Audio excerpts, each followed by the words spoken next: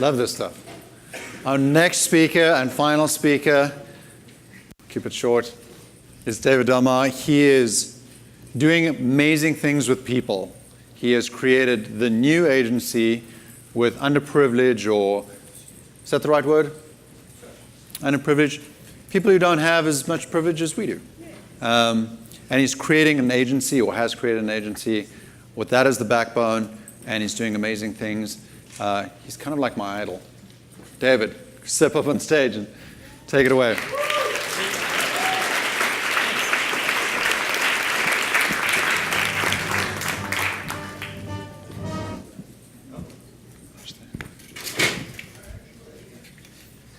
You guys hear me okay? All right, cool. And let's see if I can get this to work. All right, there we go. Cool. Yeah, I never lose that wonder for technology, I guess.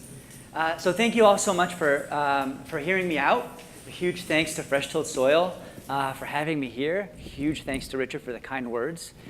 I really appreciate it. So the question that I want to get to ultimately is the only question that matters when talking about Amazon and this 2,000 jobs. I know this seems like a little bit of a shift from what you've been talking about. But before I get over here, and by the way, by Amazon, I really mean like the tech community at large. But Amazon is just kind of, it's shorter, right? It fits better on a slide. But I almost want, for like a minute, I was thinking I was going to be so different that what I had to say today was going to be so different from the stuff that you heard earlier. And then I heard, so when Radhika was speaking, I was like, it's actually not that different. It's a product, we're dealing with a product disease, right? So I'm going to sort of roll it back a little bit. I want to start by asking you to think of the city of Boston, and specifically the tech economy of the city of Boston as a product. And then I want to see if I can just do Radhika's thing over again, because it's kind of perfect. But before we get there, I want to roll it back a step further, introduce myself briefly, introduce Resilient Coders, which is the agency that Richard mentioned, and talk a little bit about what got us here, what we're doing today, what we're doing in the future, and why this is irrelevant to you at all. You guys are willing to hang tight for me for that? All right, cool. Thank you. All right. So I'm originally a UX designer. UX designers? Right? All right, cool. You're my people.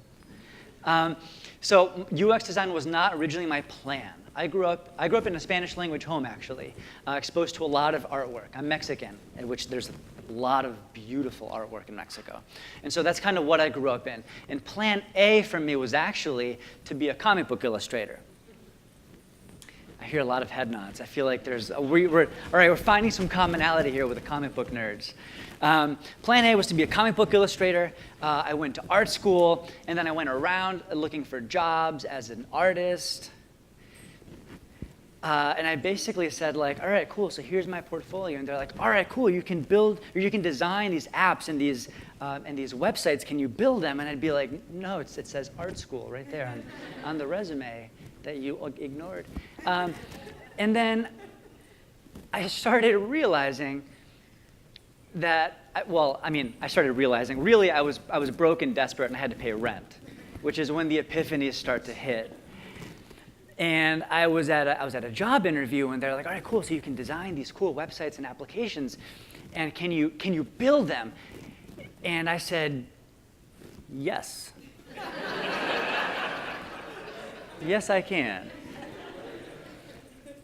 Now, the person whose job I was to be taking because he was moving on was in the room. And my soon-to-be manager turned to this guy and said, should we whiteboard him? And he looks at me and he goes, I'm sure he's fine. So I squeaked into that first job, taught myself enough code to get by to fake it, and kind of fell in love with it. So I found myself going to a bunch of different events and conferences. And a few years ago, before Adora, right? But people weren't really talking about some of the underlying trends that you would see in tech, right? So I found myself at this huge conference, this huge festival down in Texas, and I heard people coming up. This was like the height of like the app economy, right? And people are up there like pitching like the coolest new app that you don't really need. Like, this is the next way to stalk people a little bit better. And I hear some uncomfortable laughter, which is my favorite. That's great. So I'm listening to this, and I'm thinking, is this where we're at? Like, as a civilization? So I have to reveal my personal bias here, which is I believe that technology goes hand in hand with social progress. And I'm talking about like going back to the wheel, right? Technology is literally just a word that we invented to give a name to the tools that we build to advance the standard of living for everybody. I'm talking like aqueducts, right? Irrigation systems. We're like, oh man, we're about to get a history lesson here. But even if you look at the 20th century, right, you could make the argument that the civil rights movement of the 60s would not have had the legs that it had were it not for TV, right? And you could say the same thing for a generation earlier in radio. And so I love technology because of what it means for the city that I live in, for the culture that I am lucky to be a part of. And so that's my bias. You all have now been welcomed into my brain and my perspective. And I was sitting in these seats at conference after conference thinking, really? This is what we're doing? So I was at this conference that I mentioned, and I conducted a little bit of a social experiment with myself, and I started just counting people that I could visually identify as people of color or people who were speaking the most beautiful language in the world, Spanish, in case I'd forgotten. This was in Texas. I heard nobody speaking Spanish. And I counted 14 people of color that I could visually identify as people of color. There were tens of thousands of people there. And I actually came home from this particular conference having experienced the exact opposite thing that I think my supervisors were hoping, which is I came back feeling dejected and disappointed in the entire field.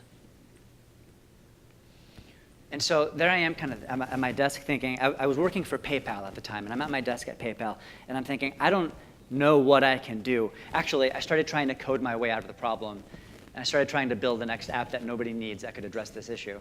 But meanwhile, I was like, in the meantime, at least I can volunteer my time. And so every Wednesday, I started taking off. I would take vacation days every Wednesday, and I started volunteering at a youth detention facility. For reasons that I will not bore you with, I had some friends who were in or had experienced incarceration. And so I was like, at least I'll go into a youth detention facility and I'll teach some basic HTML and CSS. And so I started doing that, and they really, some of these boys really grabbed onto it. And they were really good at it. Not everyone, but a few of them are really good at it. And the funny thing was, they had exactly the stuff that I was trying to hire for at PayPal, minus the hard skills, right? I'm over at PayPal trying to look at these resumes, looking for things like, well, okay, but are you resourceful, right? Are you tough? Are you aggressive? Are you gonna sit there and figure it out? When shit pops at midnight, are you the person that I want next to me getting it done? And there I am at this detention facility, and I'm thinking, you're my guy. You plus a little bit of technical knowledge are my guy. Actually, the first day I went in there, I threw open this laptop, and I'm like, I can't get online. I'm like, I can't get online. I tell the staff, I can't get online. And they're like, oh, you don't have internet. We don't have internet access here. I'm like, how am I going to teach people to code without internet access? This boy gets up, he goes, don't worry about it. He like figured out a way to get around the firewall. I'm not even making this. And I was like, all right, like you're basically hired. In a couple of years, you're basically hired. And so one of these boys was coding, and he had gotten his website to work and to load and all that kind of stuff. And he says to me, and he goes, all right, so this coding stuff is cool, but like, has anyone ever been paid to code? That's what I said. Actually, what I said was, yeah, people have been paid to code. And he says, but like enough to buy a car? I said, enough to buy 2 cars. He goes, word. I was like, all right, there it is. There's my mission. So fast forward, like this kind of takes off. I approached the Boston Police Department, our very first funder, the Boston Police Department, and I'm getting some like surprise head nods, which I also love when I'm speaking. Because basically what I said to them was, it costs you, the state of Massachusetts, $173,000 a year to keep one of these boys locked up. Think about what you could do with that money to keep them out rather than keeping him in. So they went for it. They became our first funder. We started up as an organization, et cetera, et cetera, et cetera, Here we are today. We are now working with a slightly different crew. So the incarcerated and formerly incarcerated populations are still a part of what we do. We have changed our understanding of who we serve, actually explicitly to be more inclusive of women. Because when we were focusing exclusively on individuals who were returning citizens, we had no women at all. Which felt kind of like jumping out of one diversity crisis and into another. And so we tweaked that a little bit. And so our incarcerated folks are formerly incarcerated are still about a quarter. We have a much broader understanding of who we are and who we serve. We now operate a boot camp, which was not always the case. It's highly intensive. It's 14 weeks long. It's full stack JavaScript. We only do the one thing. We do software engineering because I believe that software engineering is one of the few fields that really transcends bias, right? Can you build it or can you not build it? Full stop. Right, so because of that, we have chosen to build our program around coding. But the other reason we chose to do it is because of this word that's up here on this slide, jobs. I want to sort of pivot a little bit and talk about this completely other, different individual from the young man that I was mentioning earlier, and talk about my father-in-law. Bear with me. My wife is from a very small town in Maine, way up the coast, which you'd call real Maine. And she grew up in one of these towns that I actually didn't realize still existed, to be honest with you. It's a small town. There was a paper mill, and all of the men worked at the paper mill. These are real. And her father worked at the paper mill. Her uncles all worked at the paper mill. And the paper mill shut down like 5 years ago because it's a paper mill.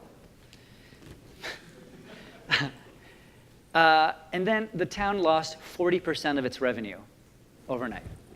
Gone, done, toast. So now all of the men are either leaving or whatever. My father-in-law, this is weird to say, but my father-in-law was lucky enough to be injured. So he was able to bail with disability. Most of the men in that town, and women, well, women also weren't. They were doing other not sustainable jobs, right, like retail associates. And so people started just leaving this town. So I became really interested in this concept of jobs for these very different individuals with very different profiles and backgrounds, and thinking about what a city or a region must do in order to be this vision of a product, right, of a sustainable product. What role does jobs play in making a sustainable ecosystem, and what can we do to get there? So what I want to talk about today is the single most important question to ask when talking about Amazon and its 2,000 jobs, and it's this: whose jobs are they? The reason I'm asking is because the situation is a little dire today.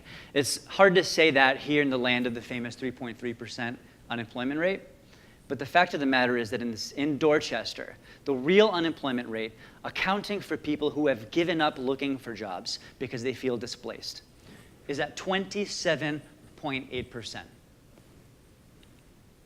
I shared this with one of our students recently, and he looked at it and he goes, yeah, it feels about right. I mean, I feel like about a third of my friends are trying to find work and can't. Right?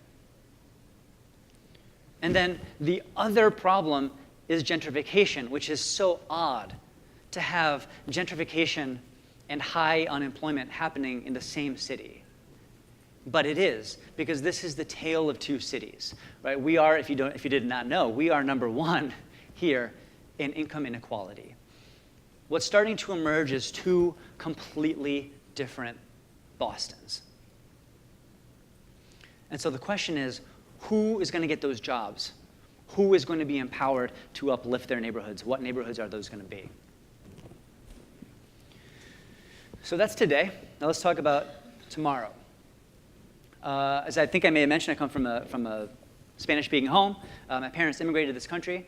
And so immigrants aside, right, for a second, does anyone want to take a stab at the most common job among American men and women of color? Yes, Richard. Driver, yes. The most common job among American men, specifically American men of color, is driver, truck driver. And for women? That's a good guess. It's not call center. It's not nurse. That would be great. It's retail. Retail associate.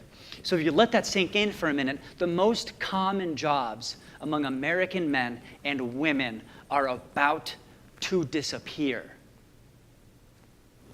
I give it like a 5-year window, right? So what happens when these jobs that were once enough to support a family, right, like my father-in-law in his paper mill job, what happens when those completely disappear? Are people gonna leave? Are people going to? What happens? Do we just have, or is it possible? Or is it possible that people will begin relying more on government subsidy if they can't access those jobs? Here is a hard truth that cost me friends in this town. Some of Boston will lead the automation economy. Some of Boston will be crushed by the same automation economy. Property values will continue to rise, and some people will be locked into subsidized housing because they cannot make enough money to get a home in Boston. White Bostons will become wealthier. Black and brown Bostonians will become poorer, making Boston an even more segregated city than it already is.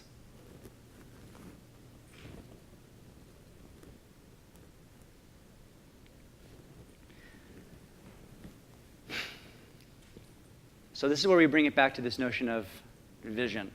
And I think this is where it becomes relevant to when we think about product, because I think it doesn't hurt to think about the city that we live in, the market, the economy in this particular region as a product, and ask some tough questions like, who's a product owner?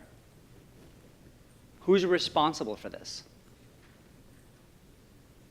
I've been doing a little bit of a tour recently, sitting down with employers of bigger tech companies, particularly those who are also involved at some level in workforce development. And I actually asked them something along these lines, like what's your vision for what Boston looks like, what Boston becomes in like 10, 20 years? And I've never gotten an answer, right? And I tell them, well, I used to think, I asked because I used to think that government like designed what this should look like, right? That it was government's job to make sure that people got into jobs. I'm getting a lot of head shakes, which I love. You guys are the best. And at the end of the day, if you really think about it, the closest thing we have to a product owner when it comes to this question is people who are employing people. Those who hire folks from the local ecosystem, those are the folks who have, I think, the most control over the vision of what Boston looks like in 10, 20, 30 years. So is the solution going to come from government? Is it going to come from the nonprofit community? Is it going to come from colleges? Of the bottom quartile of American earners, does anyone have a guess how many graduate from college?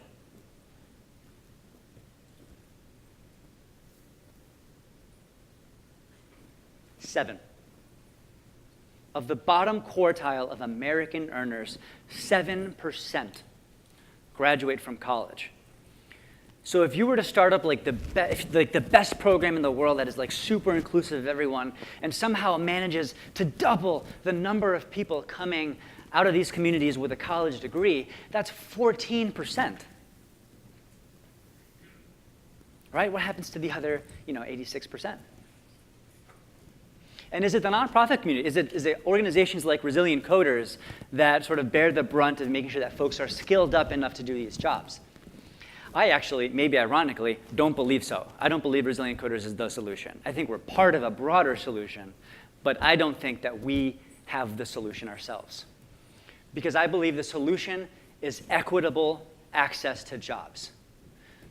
Jobs that will survive automation. Because there are too many programs out there that are like, if you can believe it, training people up to fold clothes at retail stores. Those exist.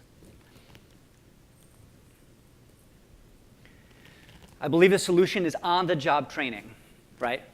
Equitable hiring practices, fair promotions, on-ramps. I think here's where you get into a little bit of a dicey conversation because people say, yeah, no, we're good because we don't have biases when we're hiring, which, like, congratulations. That's awesome. But I think when you want to have a serious conversation about equitable access to jobs, you also have to have a serious conversation about education, right? Because we have a propensity to want to hire ourselves over and over and over again because we are mammals, and that's what we do. We just like people that are as much like us as possible. That's just evolution. And so a lot of folks go out there and they set up these sort of pipelines with their own alma maters, right? And that's great if we had an existing diverse workforce in leadership, right? Then we would have sort of diverse hiring practices. But as long as most of the folks who are out there making these hiring decisions look alike or share some sort of cultural background, those are the folks more often than not who are going to hire people who are like that over and over and over again. And again, this isn't anything other than just biology. That's just the way that we're wired. And so we have to have a tough conversation around like, well, so if we're trying to be more diverse in terms of gender, race, class, right? Specifically race and class, right? We have to have an honest conversation around education, right? As long as people are expected to come out with CS degrees and then they get hired to do CS work, right? That's going to continue to perpetuate some of these hiring practices. I can see I'm starting to lose some friends. And so I think there needs to be a room for a discussion of a little bit of on-the-job training, right? I like to call this buy the suit and then tailor the suit, right? You make a commitment to a suit based on everything except for the one thing that's most important, which is the fit, right? Spend a little bit more money, and then you have a custom tailored suit. I believe that similarly, there's on-the-job training that allows for more equitable hiring practices. This is better for everybody. It's better for everybody because it levels the playing field and allows people to compete on level ground. I believe the solution is anyone who hires, anyone who works for a company that hires, right? I would challenge you, anyone who knows me knows that whenever I'm anywhere near a microphone, I like to issue a challenge. Because it's very easy when talking about this stuff to assume that it's somebody else's problem to take care of. It's the colleges that have to get it straight. It's the government that has to get it straight. We just need more people from non-traditional backgrounds going through computer science degrees. But that's not the case. That's not the case. I think we need to think very critically about what the solution is going to be and where it's going to come from. I would challenge you all to go back to the folks who are at your companies in charge of recruitment. I would ask if there are hiring practices that might be exclusionary. For example, does your software engineering team ask for people to have contributed to free and open source projects? That's a very common one. And unfortunately, it's one that is going to be biased against people who don't have time to work for free. So for folks who have to come home from class and do that second or third job, for folks who have several jobs and don't have the opportunity to sit at home and work on free and open source software projects, that just completely wipes them off the table. Ditto frameworks and libraries that are very faddish, very popular. We had some employers for a while that were saying, this would be very cool if only you were teaching, this particular JavaScript framework. If you were teaching React, right? And I would say, okay, but the colleges aren't teaching React, and you're hiring out of this college, right? And so as long as there are these expectations that people are teaching themselves stuff, that can be exclusionary for folks who just don't have the time to teach themselves new technologies. And by the way, we decided to take that on. We decided that we are going to change the boot camp such that people have time to teach themselves stuff. We also teach, we now teach React and Node and all those things because that's what our hiring partners are looking for. But we also make time available during the course of the boot camp for our students to be able to spend their own time doing projects that they want to do that are important to them. And by the way, you would be amazed what kind of stuff they come up with. We have kind of a unique way of recruiting. And one of the ways in which we recruit is I tell the story that I told at the beginning of my talk today about myself going to these conversations where people were building these apps that are just going to help you stalk people better. And I asked them, well, what would you do? Like, if you had these sort of tech superpowers, if you could sit down and bang out a product today, what would it be? What's the thing that you would choose to tackle? Now, during this hackathon, which is how we recruit, people come up with really incredible and inspiring things. And then over the course of the boot camp, with this free time that we give them, they build those products. I'll give you a couple examples. We have an individual who suffered from mutism as a boy. He couldn't verbally communicate. And so during his time with us, what he built was an application that a student could use. And just using sort of a color-coded map, he could say, I'm feeling this way. And there would be an alert that would pop up on the teacher's dashboard. It would let the instructor know, oh, this individual is feeling a certain way, right? Because that's what he felt he needed. We had 2 individuals from this last cohort who had been homeless.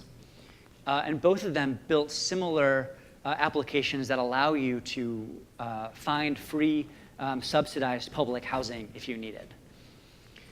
These are the types of projects that our students have decided to take on. We had an individual who actually found out, he heard from hearsay, that Boston was a Silicon Valley of the East.